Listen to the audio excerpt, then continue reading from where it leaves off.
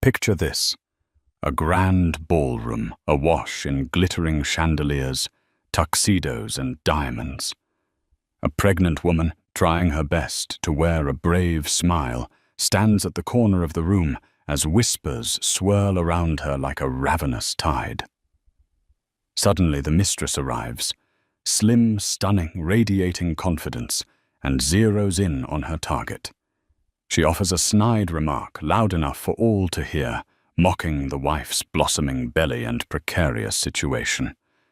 Gasps fill the air. Everyone expects the millionaire husband to defend his wife. Instead, silence reigns. Until the pregnant wife makes a move no one saw coming. In the blink of an eye, the entire room will witness one of the most shocking public downfalls anyone has ever seen. 4 years before that electrifying charity gala, the wealthy entrepreneur Joseph Joe Chadwick, heir to the Chadwick real estate empire, married Charlotte Rivers in an exclusive ceremony at St. Ignatius Church in New York City. Joe, known for his quiet demeanor and regal taste, took over the reins of Chadwick Realty upon his father's passing. Charlotte, once a rising interior designer from Boston, was swept up into a fairy tale romance when she accepted Joe's proposal. The wedding, rumored to have cost nearly $2 million, was the talk of the season. No expense was spared. The bride's gown was custom-made in Paris. The guest list included famed personalities like Elon Musk, Oprah Winfrey, and Bernard Arnault. All acquaintances of Joe's late father, and the media coverage was relentless. Charlotte's hesitant smiles in the wedding photographs were explained away as bridal nerves. Yet a few close friends worried something might not be quite right. After all, Charlotte had given up her bustling design career in Boston to relocate to the high-pressure world of Manhattan society in order to stand by Joe's side. In private, they weren't the picture-perfect couple that society magazines made them out to be. Joe was always busy. Work followed him home, phone calls into the late hours, weekend meetings, constant travel. There were also rumors that behind his polished veneer, he was controlling, sometimes cold, and seldom showed the warmth one might expect in a loving marriage. But from the outside, they looked unstoppable. With Charlotte's knack for style and Joe's business acumen, they quickly became the philanthropic it couple for events, dinners, and fundraisers. Their story was that of a modern fairy tale, but every fairy tale has its hidden shadows. After they were married, Charlotte was immediately introduced into Joe's philanthropic network. The Chadwick name had funded hospitals, scholarship programs, and art museums for over half a century. Joseph's father, the late Warren Chadwick, had built not just a real estate empire, but also a reputation for giving back. It was his father's legacy that Joe was determined to uphold more to honor him than for genuine altruism, or so Charlotte suspected. Over time, these posh charity galas and black tie events began to take a toll on Charlotte.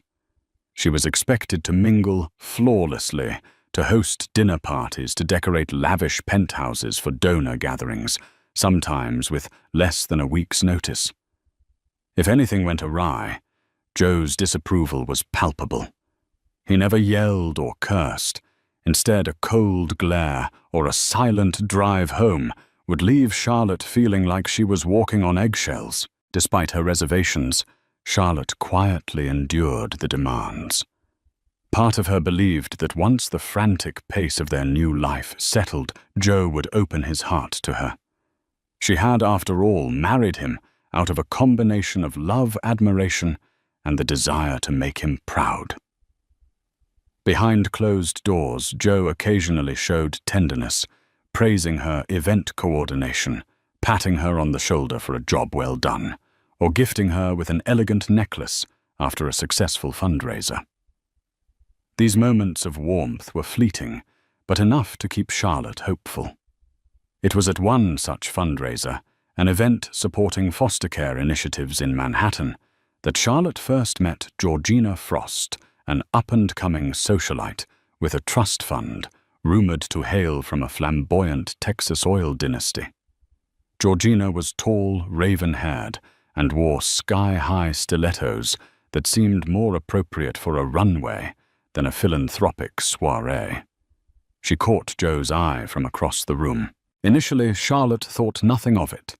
Joe was a people person and had to maintain pleasantries with big donors or their heirs. But over time, small rumors began to swirl.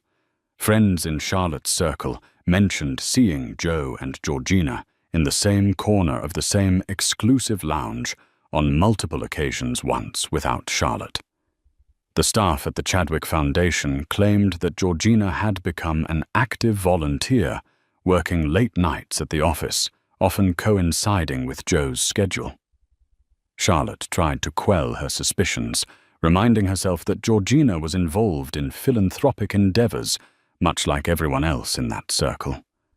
But the body language at dinners, Georgina leaning just a little too close to Joe, her laughter a bit too loud at Joe's jokes, made Charlotte's blood run cold. She confided in a single close friend, Naomi Jenkins, who had known Charlotte since college.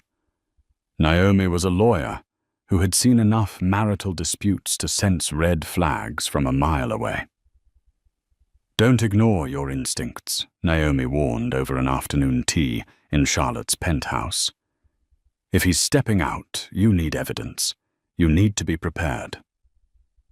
Charlotte resisted refusing to believe it could be that dire. She still wanted to trust her husband, and so ignoring the twinges of doubt, she put on a smile at each event, even if it grew more and more forced each time Georgina flitted into the room. Charlotte's world tilted on its axis one crisp autumn morning when she discovered she was pregnant. The morning sickness, the exhaustion, she chalked it up to stress from event planning until a quick pharmacy test changed her life. After a second test confirmed it, she decided to announce the news to Joe in a special way. She arranged candles and a small display of baby shoes in their living room, hoping to catch him in a rare moment of repose. Joe's reaction was subdued. He offered a polite smile, said something about surprising timing, and then asked if they should visit the doctor right away. Charlotte felt her heart sink. She had expected an embrace, tears of joy, or at least a kiss. Instead, she received logistical questions, as if he were preparing for a business merger instead of fatherhood. Still, Charlotte's joy was undiminished. She vowed to keep a positive spirit, hoping the baby would bridge the emotional gap forming between them. Maybe she thought fatherhood would awaken in Joe the warmth he rarely displayed. True to form, Joe did schedule all the necessary doctor's appointments. He accompanied Charlotte, asked questions about vitamins and her diet, and even insisted on hiring a private chef to ensure she got the right nutrients. It appeared caring on the surface, but Charlotte couldn't shake the feeling that it was all too methodical, like ticking items off a checklist. He rarely asked how she felt about the changes in her body, her hopes or her fears. Late one evening, Charlotte was in bed, reading pregnancy articles on her tablet, when she heard Joe's voice drift in from the hallway. He was on the phone. She strained her ears. "Don't worry," he said in a hushed tone. "We'll talk tomorrow in the office." The voice he used was soft, almost affectionate. Though he didn't mention a name, Charlotte's heart pounded with dread. She chose not to confront him. An inner voice told her the truth would come out on its own. Sometimes illusions are easier to maintain than a painful reality. It was around Charlotte's second trimester when Georgina's presence became impossible to ignore. She was everywhere in the tabloids, on social media, often photographed attending society events without Charlotte in sight. A mutual acquaintance mentioned that Georgina was named a special advisor to the Chadwick Foundation's new initiative on sustainable housing. Charlotte had never heard of such a role. More suspiciously, Georgina and Joe were spotted outside a boutique hotel just having coffee, according to the gossip columns. The strain of it all caused Charlotte's eyes to well with tears at unpredictable moments. Still, she clung to a semblance of dignity and told herself Georgina was just another social climber who latched on to wealthy men for attention. Joe assured Charlotte that Georgina's father, Randolph Frost, was a significant donor, and Georgina's input was part of a broader philanthropic partnership. Charlotte, desperate to maintain her marriage and protect her unborn child, tried to believe him, but that gnawing sense of betrayal never left her. Throughout her pregnancy, Charlotte began noticing subtle changes in Joe. He started coming home even later, often with vague excuses. Weekend getaways or dinners that he claimed were work-related suddenly multiplied. Meanwhile, Charlotte was left feeling isolated, filling her time with prenatal yoga reading about baby care and meticulously designing the nursery in their sprawling penthouse. On her own, Charlotte decided to investigate. She rummaged through Joe's study one afternoon and found a receipt for an expensive bracelet from Tiffany & Co., dated around Valentine's Day. She never received any such gift. Later, she discovered a key card for a suite at the Park Hyatt. Panic fluttered in her chest as she realized the suite's date correlated with one of Joe's supposed business conferences. Grief-stricken and uncertain, Charlotte confronted him that evening. Joe looked at her calmly and asserted it was a misunderstanding. The bracelet had been for a loyal donor, an older woman he was trying to impress for a major foundation grant. The suite, he claimed, was for a visiting business associate. Charlotte knew the explanation was flimsy, but she lacked proof to refute him outright. Weary and heartbroken, Charlotte turned again to her old friend Naomi for counsel. They met in Naomi's law office away from prying eyes and the gilded walls of the Chadwick penthouse. Naomi was blunt. "You need to protect yourself and your child. If he's cheating, you need a contingency plan." Naomi laid out a scenario in which Charlotte would gather solid evidence of Joe's affair. If Charlotte could prove adultery, she would have a stronger position in any potential divorce settlement, especially crucial if she wanted to secure her child's future. But Charlotte balked at the idea of a divorce. "I'm pregnant," she said, tears brimming. "I can't just give up." Naomi took her hand. "Sometimes letting go is the strongest thing you can do," she said. "Just be prepared." A few weeks later, Charlotte received a phone call from an unfamiliar number. A woman's voice, trembling, identified herself as Beverly Chen, an administrative assistant at the Chadwick Foundation. Beverly was hesitant to reveal anything at first, but she insisted she had vital information for Charlotte. They agreed to meet in a discreet cafe on the Lower East Side, far from the usual upscale Manhattan spots. Over a cup of chamomile tea, Beverly confessed she'd seen suspicious emails between Joe and Georgina, filled with personal sentiments and allusions to weekends away.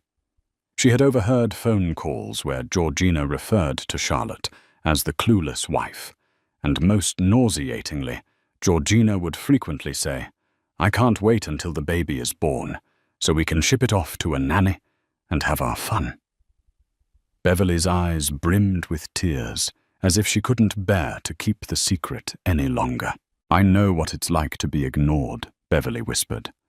"I couldn't watch you suffer without at least telling you the truth." Charlotte clutched her teacup, heart pounding with a mix of fury and heartbreak. This was no longer speculation.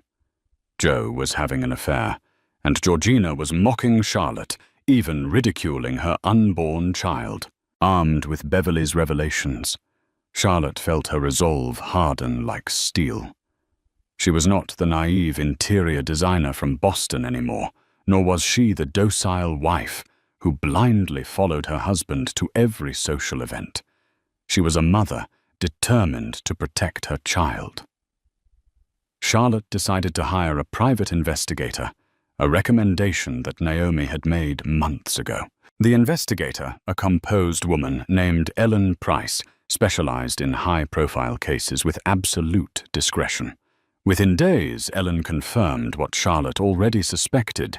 Joe and Georgina were renting a lavish condominium on the outskirts of Soho for their clandestine meetings. Ellen provided dates, times, photographs, and even recorded phone calls, enough evidence to shatter Charlotte's heart into 1,000 jagged pieces. But amidst the tears, Charlotte felt a strange sense of liberation. She no longer had to pretend. She had facts and the means to protect herself and her unborn child. The next step was to figure out how and when to confront Joe. More importantly, she had to do it in a way that would leave no room for him to manipulate her or tarnish her reputation. She needed to do it publicly, where Joe's carefully curated persona would work against him. As fate would have it, the Chadwick Foundation's annual holiday charity gala was just weeks away. This event was always a star-studded affair, with guests from the upper echelons of business, politics, and entertainment. The press coverage was immense. Cameras rolled from the moment guests stepped out of their limousines onto the red carpet. Charlotte typically dreaded such gatherings, but this year she saw it as an opportunity. She reached out to Naomi and quietly set a plan in motion. If Joe was going to flaunt his mistress in public, even if only through subtle gestures, then Charlotte would ensure the entire world saw the truth. And if Georgina dared mock her at this event, pregnant belly, and all, Charlotte wanted the power to strike back in the most controlled, strategic way possible. Over the next few days, Charlotte worked tirelessly behind the scenes. She arranged with Naomi's legal firm to have the divorce papers finalized, citing Joe's affair as the grounds. She prepared a separate envelope containing the damning evidence, photographs, transcripts, receipts, all of it. The crowning detail was the place and manner in which Joe would be served under the brightest spotlight of them all. On the night of the holiday charity gala, the ballroom of the Waldorf Grand was transformed into a winter wonderland. Glittering icicle lights hung from the ceiling, elegant ice sculptures adorned the reception area, and white floral arrangements lined the tables. Guests arrived in tuxedos and evening gowns, smiling for the paparazzi. Charlotte, now nearly 6 months pregnant, wore a custom midnight blue dress that accentuated her growing belly with dignified elegance. She arrived alone. Meanwhile, Joe arrived in a separate limousine with Georgina. Though they did not walk the red carpet together, Joe was still cautious. The insiders knew they were a couple. Georgina wore a gleaming silver gown, cut low at the back, turning heads with each step. If there was any doubt about her sense of triumph, it was erased by the smug smile she gave to the cameras, as if relishing her moment in the limelight. Charlotte remained composed, greeting old acquaintances and donors with practiced poise. She could feel Georgina's eyes on her from across the ballroom, but she refused to acknowledge it. She had a mission, and the night had only just begun. As the evening's program commenced, Joe went on stage to deliver a welcome speech on behalf of the Chadwick Foundation. He thanked the donors, praised the volunteers, and announced a new expansion project for affordable housing. No doubt something Georgina had a hand in orchestrating. He showed his usual calm confidence, drawing polite applause from the crowd. The tension in the air was palpable. Charlotte sat at a front table, her shoulders back, chin high. Georgina, unabashed, positioned herself just 2 seats away from Charlotte. During a brief intermission, Georgina sauntered over, a glass of champagne in hand. Lowering her voice so only Charlotte could hear, she sneered, You really shouldn't be drinking anything but water in your condition, dear. Or is that baby your only claim to the Chadwick name now? Charlotte's chest tightened, but she remained outwardly calm. I'm perfectly fine, she replied softly. And so is my child. Georgina gave a dismissive laugh. We'll see how long that lasts. With that, she strode away, leaving Charlotte seething. But Charlotte wouldn't rise to the bait. She had bigger plans. The show truly started when Georgina took the stage as the newly appointed Director of Donor Relations to introduce a musical performance. Flanked by a string quartet, Georgina spoke into the microphone about the Foundation's philanthropic spirit, throwing in pointed jabs at traditional families who face challenges they may not be ready for, drawing side eyes from those who suspected what she was implying. The crowd, a mix of oblivious socialites and keen observers, exchanged murmurs. Some saw through Georgina's facade. Others thought she was merely alluding to general philanthropic issues. But for Charlotte, each word felt like a knife. Her cheeks burned, her heart raced. She could see Joe on the sidelines, arms crossed, looking vaguely amused. Or was it nervousness? The mistress was mocking the pregnant wife in front of everyone, acting as if she had some moral high ground. Little did Georgina know, Charlotte had one final scene to stage. After Georgina's speech, guests began to mingle again. High-profile donors approached Joe to discuss potential partnerships, while Georgina basked in her 15 minutes of fame. Charlotte's hand drifted to her belly, and she steeled herself for what was coming next. Naomi, seated discreetly at a table near the back, made eye contact with Charlotte and nodded. The moment had arrived. The Master of Ceremonies announced a special segment, a surprise presentation by Charlotte Rivers Chadwick. People applauded politely, curious. Charlotte made her way onto the stage, microphone in hand.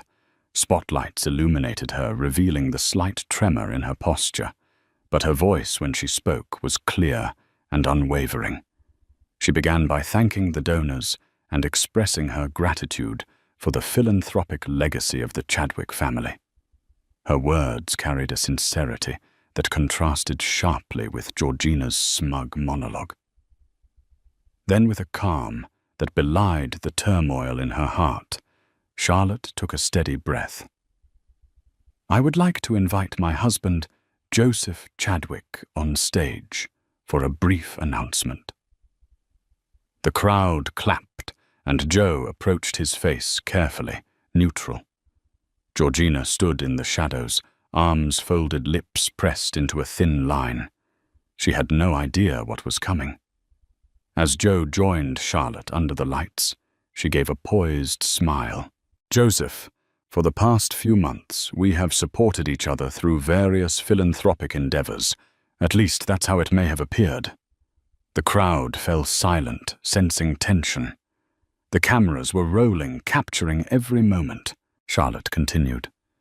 But tonight I must speak a truth that weighs heavily on me. I stand here not just as your wife, but as the mother of your unborn child. And while I believed we were building a future together, it appears there's another story, one that involves betrayal, secrecy, and dishonor. The audience stirred. Some gasped. Some looked at one another, unsure how to react.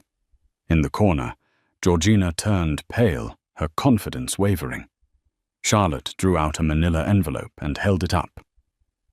I regret to inform you and all of our esteemed guests that I have no choice but to file for divorce. She handed the envelope to Joe, who stood frozen, shock flickering across his features. Murmurs rippled through the crowd like an impending storm. This envelope contains documented proof of Joseph Chadwick's affair with Georgina Frost, Charlotte declared. At the mention of Georgina's name, the cameras whipped to her direction, capturing her look of horror. There are photographs, receipts, and statements that I'm sure will thoroughly explain why I've reached this decision. A collective gasp filled the ballroom. Joe's jaw clenched. Georgina looked as if she might faint. Only Charlotte stood firm, tears in her eyes, but determination in her voice.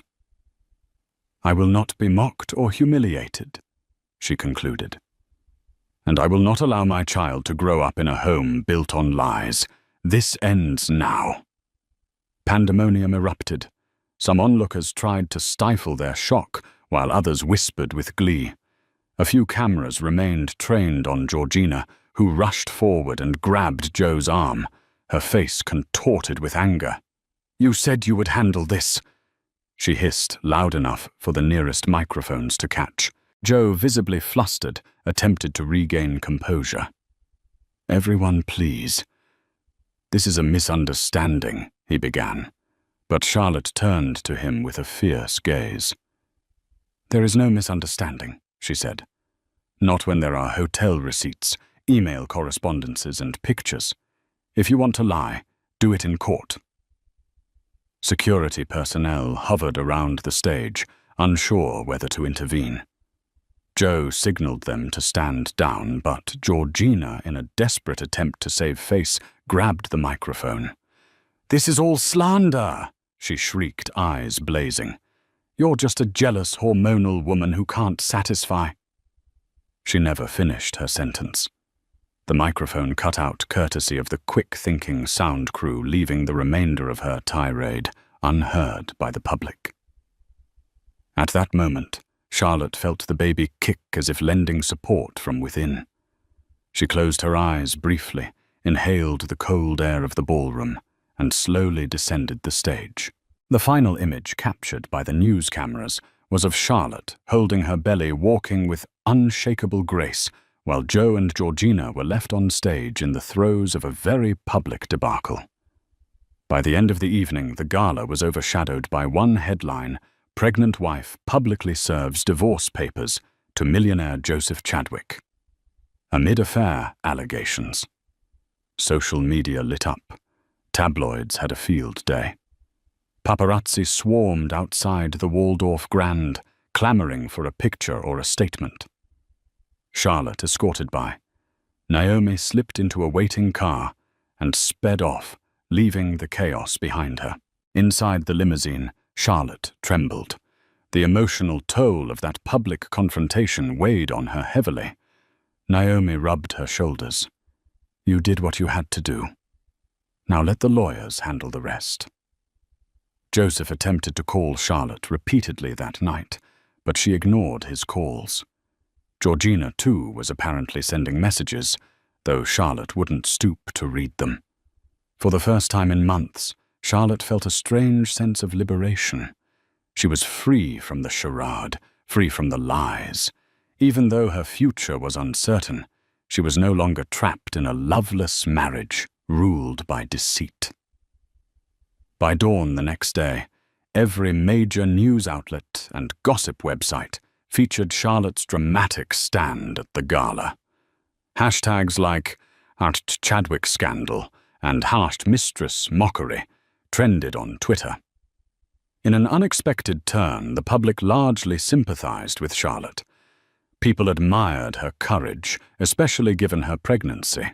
Some news analysts who once adored Joe as a generous philanthropist slammed him for his duplicity. Georgina's social media accounts were bombarded with negative comments, calling her a home wrecker, and worse, even celebrities weighed in. Talk show host Wendy Williams, never one to hold back, commented, "If you're bold enough to flaunt an affair, be bold enough to handle the fallout." Meanwhile, philanthropic circles quietly distanced themselves from Georgina. Rumors swirled that her father, Randolph Frost, was furious over her reckless behavior, fearing it might tarnish the family name. The morning after, Joe appeared at Charlotte's penthouse, unannounced, demanding to talk. The doorman tried to stop him, but Joe pressed forward. Charlotte, wearing a loose-fitting robe cradling her baby bump, met him in the living room. Naomi was present as well, arms folded, ready to intervene if needed. Joe's eyes were bloodshot, his hair disheveled. "You ambushed me," he spat, voice quivering with rage. "At a charity event in front of everyone. You humiliated me." Charlotte set her jaw.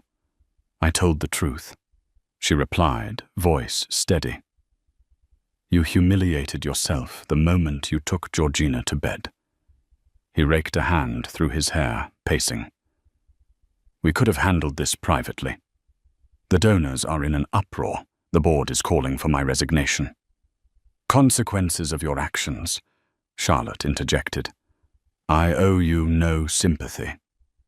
Joe attempted to shift tactics, pleading with her to reconsider. He promised to end the affair, to be a proper father to their child.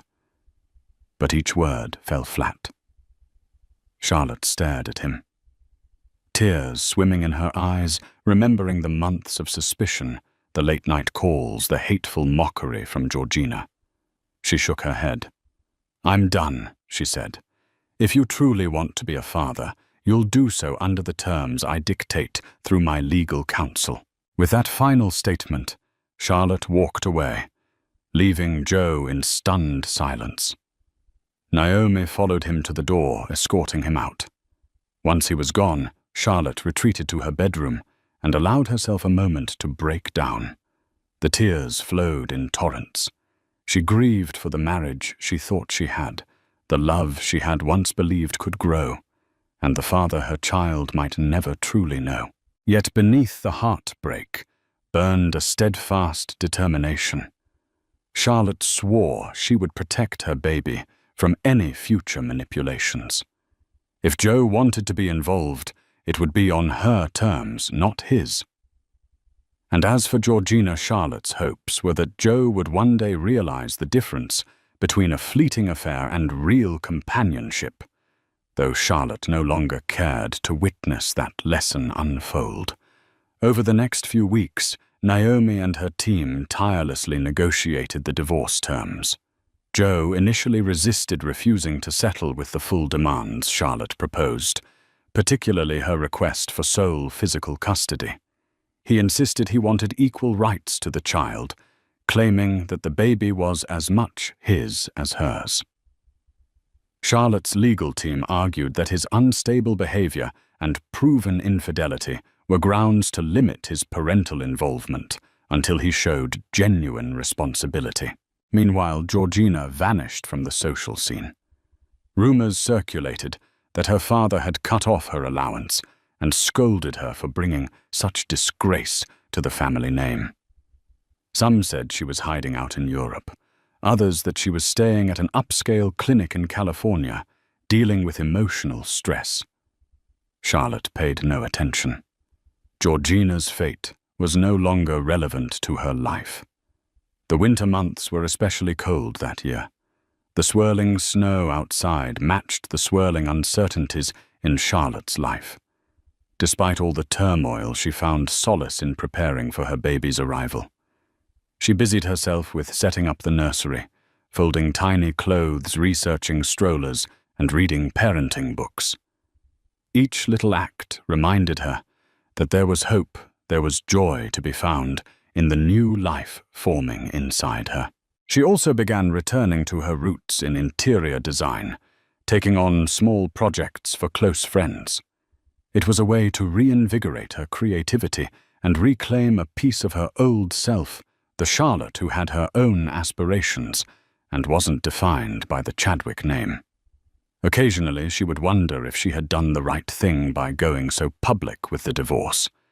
Yet every time doubt crept in, she remembered Georgina's sneer and Joe's cold indifference. The truth needed to be exposed.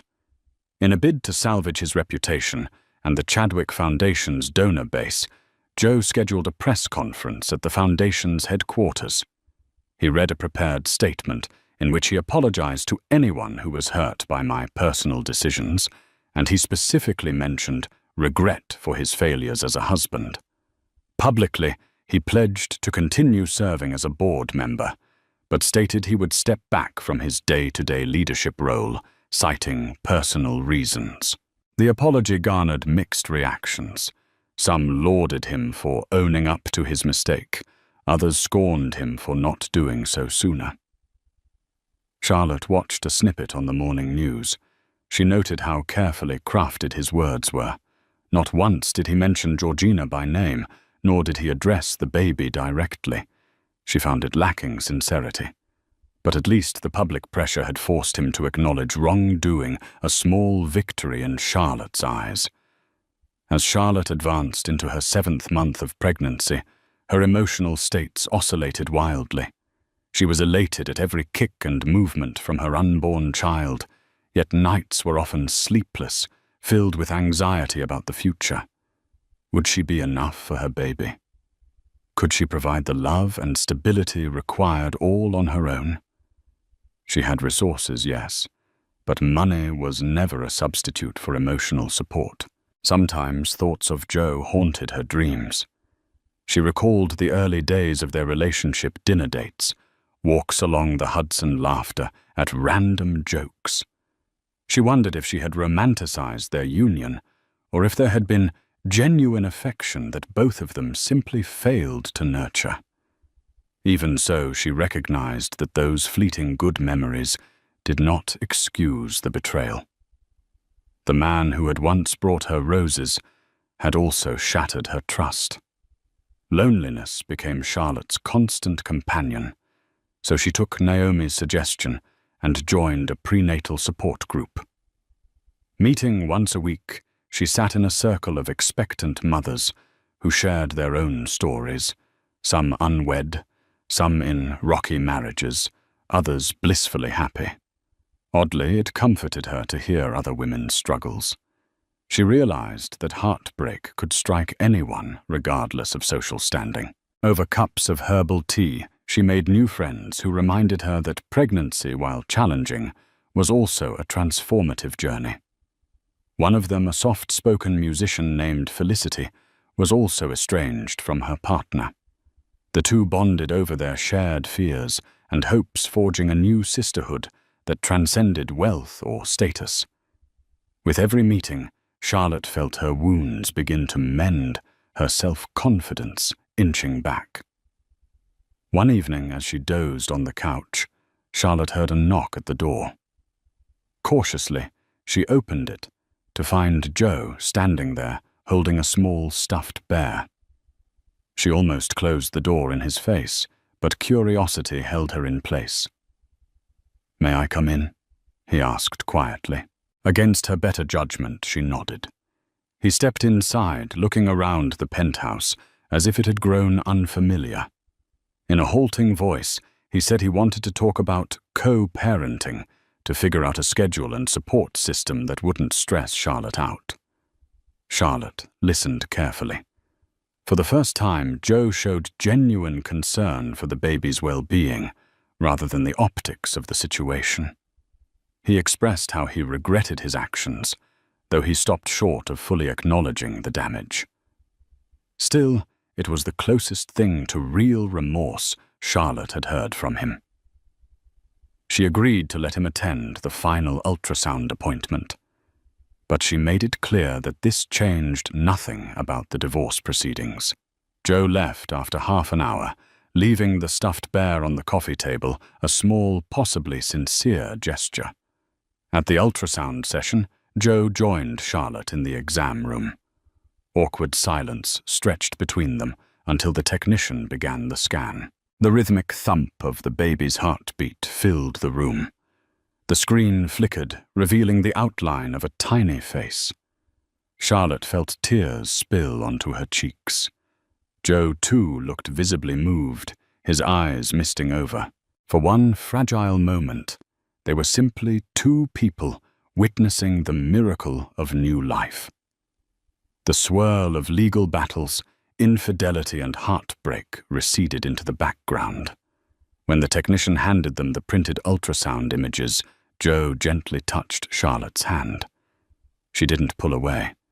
It was a flicker of unity, a reminder that despite everything they shared a child. Leaving the clinic, Joe offered to drive Charlotte home. She hesitated, then agreed. The ride was silent, but not tense.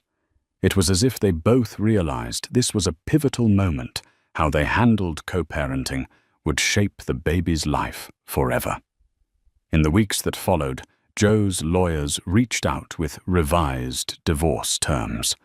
Joe conceded to a hefty financial settlement and a structured visitation schedule, acknowledging Charlotte's right to full physical custody initially.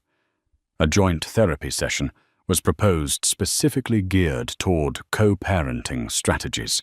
Although Charlotte was hesitant, Naomi advised her it could be beneficial for setting healthy boundaries. They attended their first session in a discreet therapist's office, far from paparazzi. Emotions ran high. Charlotte vented her sense of betrayal. Joe expressed guilt over letting their marriage deteriorate. While no miracles happened overnight, they began to see each other not just as adversaries in a legal war, but as the mother and father of a soon-to-be-born child who deserved stability and love. On a snowy morning in late March, Charlotte went into labor. The contractions struck like rolling thunder, sending her rushing to the hospital with Naomi by her side.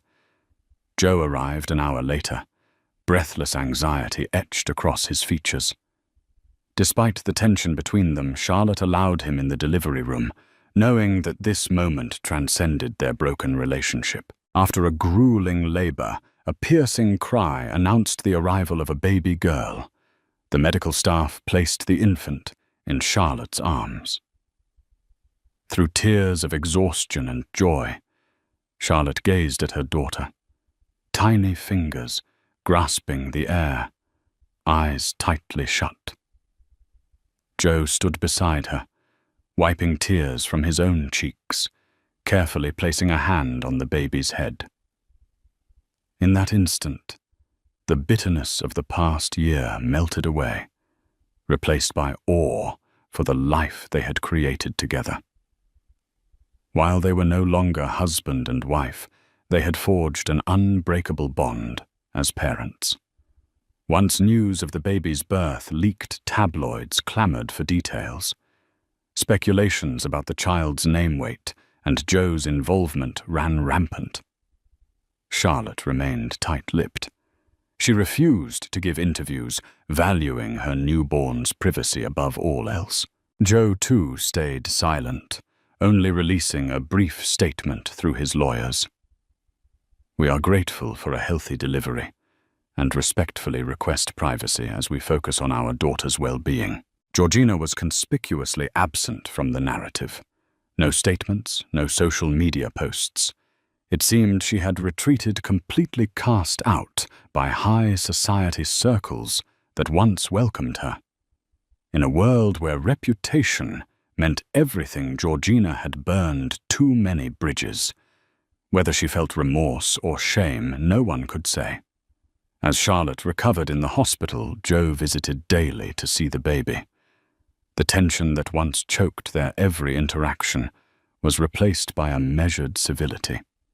They talked about feeding schedules, diaper brands, and doctor appointments. Occasionally, laughter would break through a soft reminder of simpler times. Charlotte began to realize that while she would always feel the sting of betrayal, the love she had for her daughter overshadowed the pain. She chose to focus on the present diaper changes, lullabies, and precious quiet moments. Joe, for his part, seemed genuinely committed to fatherhood. It didn't erase his past wrongdoing, but it was a step toward being there for his child. Months passed. Charlotte embraced motherhood with a fierce devotion.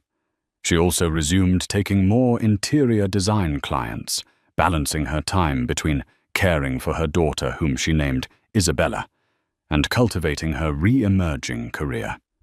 She moved out of the penthouse, purchasing a cozy townhouse in the West Village. Though smaller, it was entirely her own, a testament to her independence. Friends marveled at how she juggled single motherhood and a busy schedule.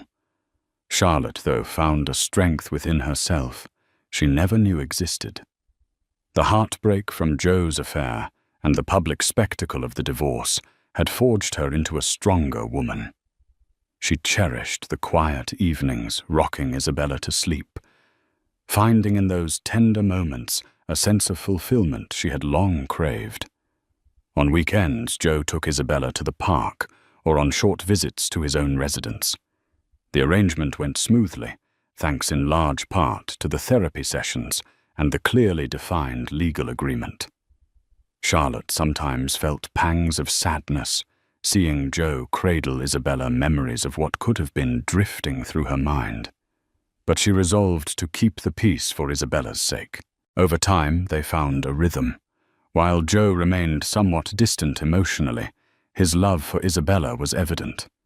He kept a nursery in his own home, stocked with everything she might need. Gradually, Charlotte softened, recognizing that fatherhood had opened a corner of Joe's heart she had never fully seen. Though the damage to their marriage was irreparable, the gift of a child offered them both a chance to cultivate a different kind of family dynamic, respectful, if not affectionate. Occasionally, Charlotte would hear rumors about Georgina's whereabouts. One tidbit placed her in a luxury rehab facility in Malibu, dealing with reported exhaustion and mental health issues. Another gossip column suggested she was attempting to write a tell-all book about her experiences with high-profile men. Charlotte rarely paid such rumors any mind. She had won her own battle, her dignity and her child's future were secure. One day, Charlotte stumbled upon an old photograph from the ill-fated Gala, capturing Georgina mid-sneer as she directed a mocking jibe at Charlotte's pregnant form. For a moment, Charlotte felt anger resurfacing. Then she looked down at Isabella, peacefully napping in her bassinet, and let out a quiet sigh. Georgina was a relic of the past, a symbol of betrayal. Charlotte had moved on, had grown, and ultimately triumphed. No further vengeance or bitterness was necessary. Life took on a semblance of normalcy. Charlotte's business thrived as her designs caught the eye of affluent clients seeking tasteful, understated luxury. She also began a YouTube channel showcasing home design tips and do-it-yourself ideas for mothers on a budget wanting to break the myth that style was only for the wealthy. Her authenticity and expertise quickly garnered a loyal following.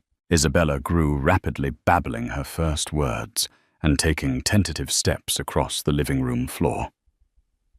Each milestone brought Charlotte an indescribable joy. She documented these moments in a private scrapbook, a cherished keepsake of their mother-daughter journey. Some nights, she would gently place Isabella in her crib, recalling the day she stood before the world at a charity gala, pregnant and humiliated, but ultimately triumphant. It felt like a lifetime ago. Nearly a year after the gala, Charlotte found herself at a charity function, this time for a pediatric hospital wing funded by the Chadwick Foundation. She had been invited due to her design contributions for the children's play area. While she initially hesitated, she decided to attend. She wanted to show that she bore no ill will toward philanthropic causes themselves, and also to demonstrate her resilience. The event was smaller, more understated, focused on the patients and doctors rather than extravagant displays of wealth. Joe was there, cutting the ribbon with a local politician. He spotted Charlotte in the crowd and offered a small smile, a nod of recognition. She nodded back. The cameras didn't swarm them this time. The tabloids had moved on to fresher scandals. After the ceremony, Joe approached her to thank her for her design work. Their conversation was brief but respectful, a far cry from the explosive confrontation a year earlier. That evening, as Charlotte returned home, she reflected on how much had changed. She was no longer the timid wife overshadowed by her husband's ambitions. She was a mother, a professional, and a woman who had reclaimed her identity. She had faced betrayal and public humiliation, but emerged stronger, with her self-worth intact. Joe, in his own way, seemed to be on a path of self-reflection. Whether that led to genuine personal growth or just another layer of pretense, Charlotte couldn't say. She found she no longer needed that answer. Her life's anchor was now Isabella, and nothing could undermine the happiness she cultivated for them both. The world. Charlotte had known the one of red carpets, whispered betrayals, and staged smiles was behind her now, and in its place stood something simpler, softer, and far more real. It began with curiosity, not commitment. Months after the birth of Isabella and the public unraveling of her marriage, Charlotte found herself ready to smile again. Not performatively, not politely, but truly. Her days were filled with lullabies, morning sunlight on the nursery walls, and client consultations that reignited her passion for design. Her townhouse, modest compared to the Chadwick penthouse, was filled with warmth, color, and the quiet hum of new beginnings. That's when she met Daniel. He wasn't part of the society circuit or the corporate elite. He was a freelance photojournalist who had spent years traveling through refugee camps, documenting stories that rarely made headlines. They met at a small gallery. Opening, Charlotte was consulting on the space's lighting layout.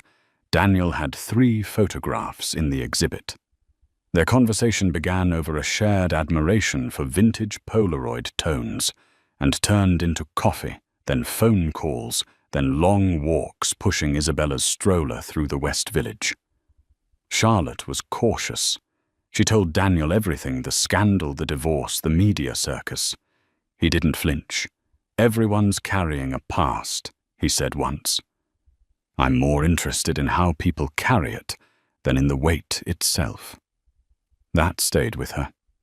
What drew her to Daniel wasn't grand gestures, it was his gentleness. He never tried to replace what she had lost, never pushed her to move faster than she was ready for. He respected her boundaries. And when he looked at Isabella, it was with genuine affection, not obligation. He brought her small trinkets from his travels, tiny carved animals, colorful scarves, a harmonica that made the baby giggle uncontrollably. Their relationship unfolded like a sunrise, slow, patient, illuminating 1 inch of sky at a time. One weekend, as Daniel and Charlotte picnicked in the park with Isabella gurgling on a blanket between them, Charlotte caught herself nearly laughing. She looked over at Daniel, who was tossing breadcrumbs to nearby birds with one hand and bouncing Isabella with the other, and she felt it a quiet joy she hadn't known she missed. It wasn't just about romance. It was about safety, ease, a reminder that love didn't have to come wrapped in wealth or tied to legacy. It could bloom quietly, rooted in shared moments and mutual respect. Charlotte didn't know what the future held. She wasn't rushing to define it. But for the first time in a long while, she wasn't bracing for collapse. She was letting herself hope. And in that hope, her life began again. The morning sun filtered softly through the tall windows of Charlotte's townhouse, casting a golden hue across the nursery floor. The room was filled with gentle signs of life: a half-folded blanket, a picture book lying open beside a stuffed elephant, and in the crib, the gentle rise and fall of little Isabella's chest as she slept peacefully. Charlotte stood silently by the window, a cup of tea in her hand, her gaze not on the city below, but on the reflection in the glass of a woman she no longer fully recognized, yet had come to deeply respect. A year ago, her name had been splashed across headlines linked to a scandal that felt like the unraveling of everything she had built. Mistress mocked the pregnant wife at a charity gala. The millionaire was served divorce papers on stage. The world had watched, judged, speculated. For days, even weeks, her life wasn't hers. But now, as dawn wrapped around her like a soft shawl, she saw it differently. That night, painful and humiliating as it had become the moment she stopped shrinking and started standing. It had been her breaking point, but also her beginning. She turned from the window and walked to Isabella's crib, brushing a soft strand of hair from her daughter's forehead. The baby sighed in her sleep, curling slightly toward the warmth of her mother's touch. That simple gesture stirred something deep within Charlotte. It wasn't bitterness, it was clarity. She no longer thought of Georgina, the woman who had once sneered at her belly in public. Nor did she dwell on Joe's betrayal. Those memories had been processed, filed, and placed where they belonged in the past. Their presence no longer had the power to break her. What filled her now was something entirely new: peace, purpose, and the quiet thrill of a life reclaimed on her own terms.